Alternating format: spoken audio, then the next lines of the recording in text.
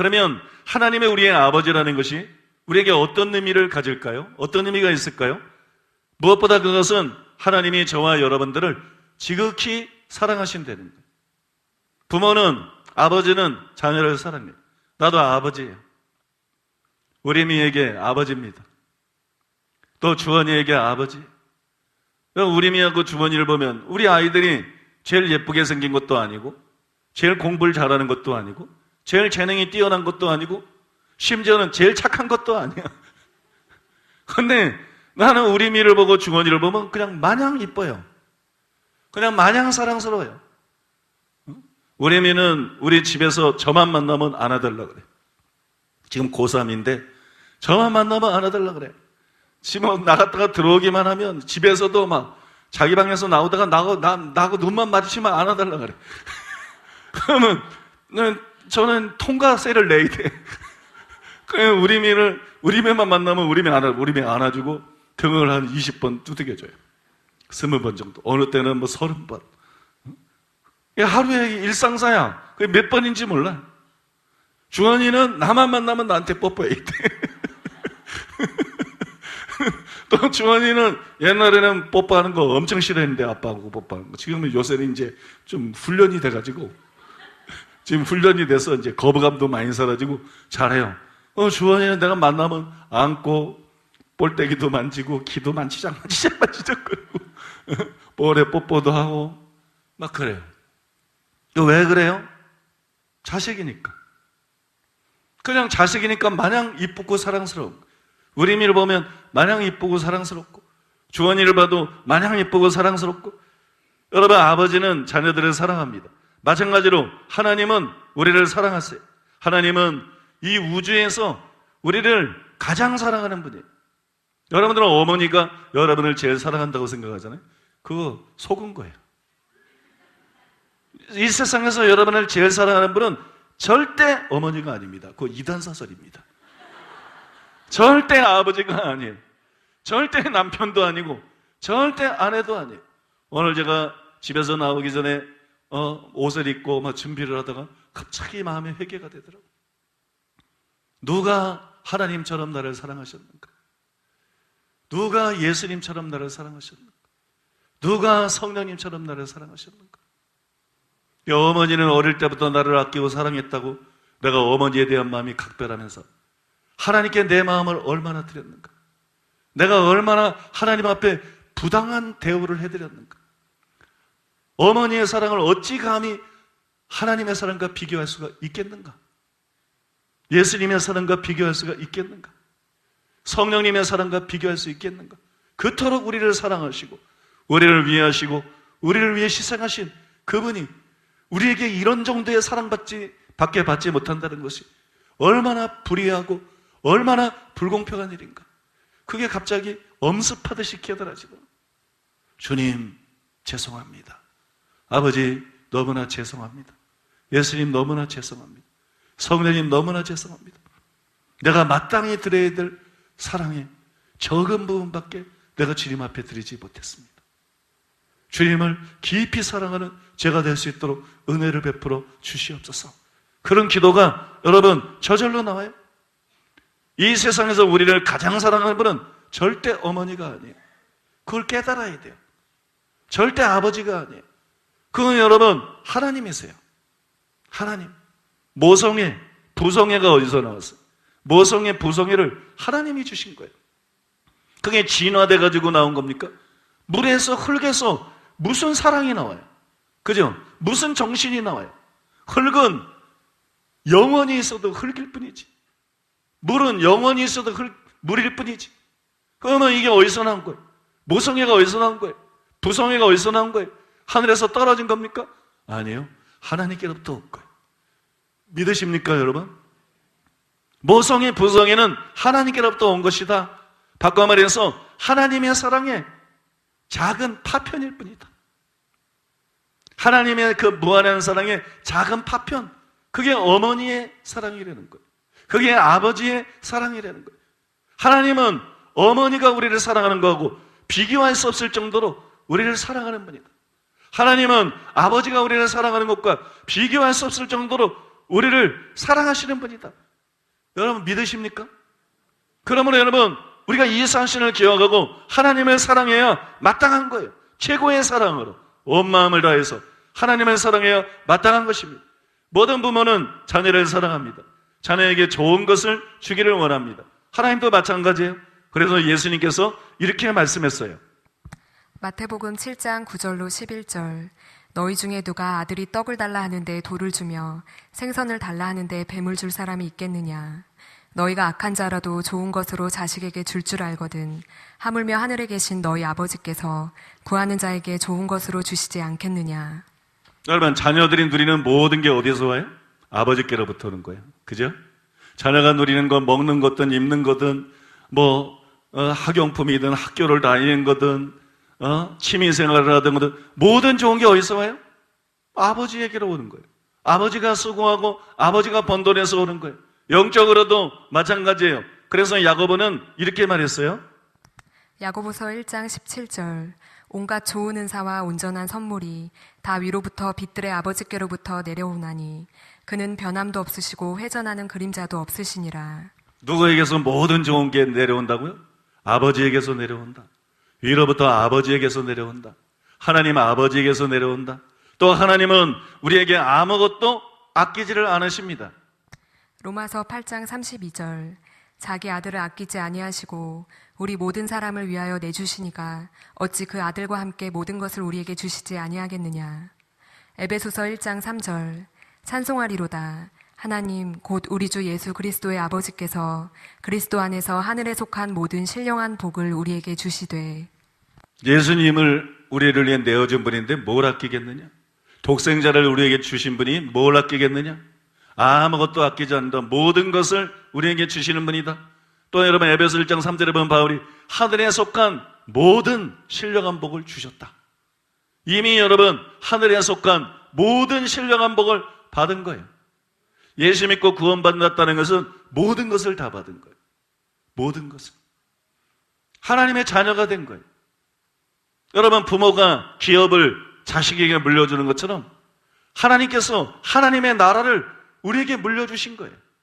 다니엘서에 성도가 그 나라를 얻었더라.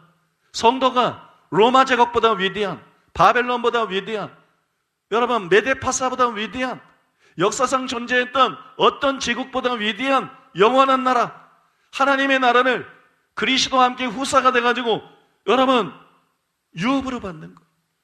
우리는 그 나라에서 종으로 사는 게 아니라 하나님 자녀된 권세를 가지고 주님과 함께 왕노를 하면서 영원히 사는 것이 믿습니까? 하나님은 모든 것을 다 주신 것이에요. 신령한 모든 복을 다 주신 거예요. 아무리 작은 신자라 할지라도 진정한 신자가 되었을 때는 이 땅에서는 별볼일 없고 사람들에 띄지 않고 인정받지 못한 자일지라도 이 사람이 죽고 나면 하늘나라가 그의 것이에요. 저 위대한 나라가 그의 것이에요. 그 위대한 나라가 자기 것이기 때문에 하늘나라 어디 가서도 보세요. 우리가 미국 가든지 유럽 가든지 어느 나라 가면 다 돈 내야 돼. 돈 내고 사 먹어야 돼. 돈 내고 자야 돼. 그죠? 돈 내고 차 타야 돼. 돈 내고 비행기 타야 돼. 여러분이 하나님 나라 가면 어떨 것 같아요? 하나님 나라에서 저 먼 곳에 가기 위해서 1년 동안 열심히 일해서 저축해가지고 그래야 될 것 같아요? 그게 아니야. 하나님 나라 가면 여러분은 하나님 나라가 지구보다 훨씬 큰 것이 틀림없는데 어디를 가든지 다 공짜야. 하나님 나라의 모든 것이 여러분에게는 다 공짜야. 왜냐하면 하나님 나라가 여러분 것이에요. 여러분은 하나님 나라에서 그냥 살게 된 게 아니라 하나님 나라가 여러분 것이에요. 하나님 나라의 후사가 된 거예요. 믿습니까? 여러분 이걸 믿으십니까? 그래서 여러분 바울이 뻥치는 거 아니에요. 바울이 여러분 과장한 거 아니에요. 신령한 모든 복을 너에게 주셨다. 신령한 모든 복을 사모하라고 안 그래. 신령한 모든 복을 너에게 주셨다. 여러분 믿으십니까? 하나님이 왜 그랬어요? 우리에게 아무것도 아끼지 않았어요. 우리에게 신령한 모든 복을 이미 주셨어요. 왜냐하면 하나님은 아버지이시니까. 왜냐하면 하나님은 우리를 사랑하시니까. 왜냐하면 하나님은 우리에게 아무것도 아끼지 않는 분이니까. 당신의 나라를 우리에게 주신 것이에요. 그 나라의 왕이 하나님이신데 그 나라를 우리에게 주신 것이에요. 기업으로 저와 여러분들에게 나누어 주시고 공유하시는 것이 하나님이 아버지시기 때문입니다. 여러분, 우리가 하나님을 단순히 하나님으로 생각하면 안 됩니다. 무슨 말이냐 그러면 하나님은 유일신이다, 하나님은 창조주이시다, 하나님은 만왕의 왕이시다, 이렇게만 인식하면 안 돼요. 그러니까 하나님을 사랑하지 못하는 거예요. 하나님을 사랑해야 된다는 것만 알지 하나님을 사랑치 못하는 거예요. 엄마가 박근혜처럼 대통령이래야 사랑합니까? 총장이래야 사랑합니까? 엄마가 부자래야 사랑합니까? 아빠가 부자래야, 이런 거 아무 상관없는 거잖아요. 그죠? 엄마는 우리 엄마니까, 우리를 사랑하니까, 우리를 아끼니까, 우리를 위해서 희생하니까, 그러니까 사랑하는 거잖아요. 그렇지 않아요, 여러분? 하나님이 신이다 그러다고 사랑이 되나요? 하나님은 유일신이야, 어떻게 사랑이 되나요? 유일신이면 유일신이지. 하나님이 조물주야 그렇다고 사랑이 되나요? 하나님은 만왕의 왕이셔 그러다고 사랑이 되나요? 하나님은 나의 아버지시오. 하나님은 나의 아버지시오. 하나님은 나를 너무너무 사랑하시고, 하나님은 나에게 아끼는 것이 아무것도 없고, 하나님은 나에게 모든 좋은 것으로 채워지길 원하시고, 하나님은 나의 아버지시다, 이걸 알아야 하나님을 사랑할 수 있다는 말이에요. 믿습니까? 하나님을 단순히 하나님으로 알지 말고 하나님을 아버지로 인식해야 된다는 거예요. 그래야 하나님을 진짜로 사랑할 수가 있습니다. 여러분, 특히 기도할 때 하나님을 아버지로 인식하는 게 중요합니다. 그래야 믿음으로 기도할 수 있어요. 그래야 기도 응답을 받을 수 있어요. 예수님은 기도를 가르치면서, 주기도문을 가르치면서 이렇게 말했죠. 그러므로 너희는 이렇게 기도하라. 하늘에 계신 우리의 아버지요. 기도의 첫걸음이 뭐예요? 기도의 첫걸음이 하나님이 아버지라는 걸 인식하는 거예요. 하나님이 바로 나의 아버지다. 하나님이 나를 사랑하고 나에게 아무것도 아끼지 않은 하나님은 나의 아버지다. 믿습니까? 이걸 먼저 인식하는 거예요. 그래서 기도는 만왕의 왕한테 나아가는 게 아니에요. 기도는 에베소서 2장 18절에 나온 것처럼 아버지께 나아가는 거예요. 아버지께. 믿습니까? 아버지께. 이걸 아셔야 돼요. 하나님이 아버지라는 걸 인식하면 여러분 기도 달라집니다. 하나님이 아버지라고 인식하면 옛날에는 이제 기도해야지, 그럼 기도해요. 하나님이 아버지라고 인식하면 아버지 제가 왔습니다. 저는 이제 기도를 그렇게 시작해요. 아버지 저 왔어요. 아버지 제가 왔습니다. 아버지 오늘은 시간이 좀 늦었네요. 저는 시간을 정해놓고 기도하지 않고 그냥 하루하루 기도해야 될 시간 자체를 정해놓고 기도를 하거든요. 아버지 오늘은 좀 늦게 왔습니다. 아버지 내일은 좀 빨리 오도록 하겠습니다. 하고 아버지 앞에 나아가는 거예요. 아버지, 하나님, 그러고 기도하는 게 아니에요. 아버지 앞에 나가는 거예요. 그냥 기도 시간을 때우는 게 아니에요. 아버지 저 왔습니다. 아버지 저 승우예요. 아버지 제가 아버지 앞에 나왔습니다. 아버지 제가 이 시간 기도로 아버지 앞에 나아갑니다. 이 시간 내가 기도로 아버지 앞에 아뢰입니다. 기도가 여러분 인격적이 되는 거예요. 기도가 뭐 달라 그래서 응답에만 신경 쓰면 안 돼. 믿습니까? 기도는 하나님과의 교통이에요. 그렇게 기도하면 그런 믿음이 싹 들어와요. 구할 필요도 없겠구나.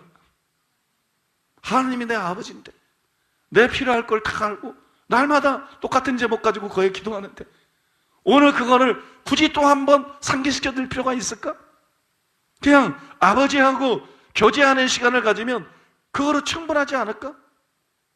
좀 더 그냥 하나님을 아버지로 인식하고 하나님께 감사하고 하나님께 마음을 드리고 하나님께 사랑을 드리고 하나님과 함께 시간을 보내는 것으로 더 많이 채워지지 않을까? 그런 사람이 기도 응답을 아무리 많으면 받으면 뭐 하겠는가? 하나님이 최고의 응답이지. 하나님 자신으로 채워져야 되는 것이지. 기도가 달라지는 거예요. 하나님이 아버지라는 것을 인식하게 될 때, 하나님이 아버지라는 걸 의식하고 나가게 될 때, 바울도 그렇게 기도했어요. 에베소 3장 14, 15절에 보면 이러므로 내가 하늘과 땅에 있는 각 족속에게 이름을 주신 아버지. 그래서 하늘과 땅의 각 족속에게 이름을 주신 아버지. 모든 이들의 아버지가 되시는 하나님, 그 아버지 앞에 무릎을 꿇고 비노니 바울은 하나님을 예수님처럼 아버지로 인식했어요. 아버지 앞에 나아갔어요. 바울은 기도하는 것이 아버지와 교제하는 시간이었어요. 우리는 우리의 말을 들어줄 의향이 없는 불의한 재판장에게 나가서 기도하는 게 아닌데 마치 하나님을 불의한 재판관 취급을 한다. 하나님 앞에 와가지고 하나님한테는 관심도 없고 응답에만 관심 있고 하나님 앞에 와가지고는 진짜 감사하는 마음도 없고 진짜 사랑하는 마음도 없고 요거 주세요, 요거 주세요, 요거 응답해 주세요, 저거 해결해 주세요. 마치 하나님이 안 해결해 주려고 실갱이를 하다가 너무 귀찮게 들면 해주는 분처럼 요거 해주세요, 내일도 요거 해주세요, 그 다음날도 요거 해주세요, 그 다음날도 저거 해주세요. 하나님은 불의한 재판관이 아닙니다. 하나님을 여러분 불의한 재판관 취급하지 마세요. 하나님은 우리의 아버지십니다. 믿습니까? 하나님은 우리를 사랑하시고 우리에게 아끼는 것이 없는, 우리에게 주기를 좋아하시는 독생자까지 우리를 내어주신 진정한 아버지이십니다. 하나님을 아버지로 인식하세요. 하나님을 아버지로 믿고 아버지로 바라보세요. 이거를 기억하면 믿음이 생깁니다. 이걸 기억하면 기도가 달라집니다. 이걸 기억하면 하나님을 사랑하지 않을 수가 없어요. 하나님을 하나님으로 생각하는 것이야말로 큰 미혹입니다. 하나님이 아버지라는 것을 알아야 돼요. 그러면 여러분 하나님을 사랑하려고 노력할 필요가 없어져요. 우리 마음속에서 하나님에 대한 사랑이 우러나오는 것입니다.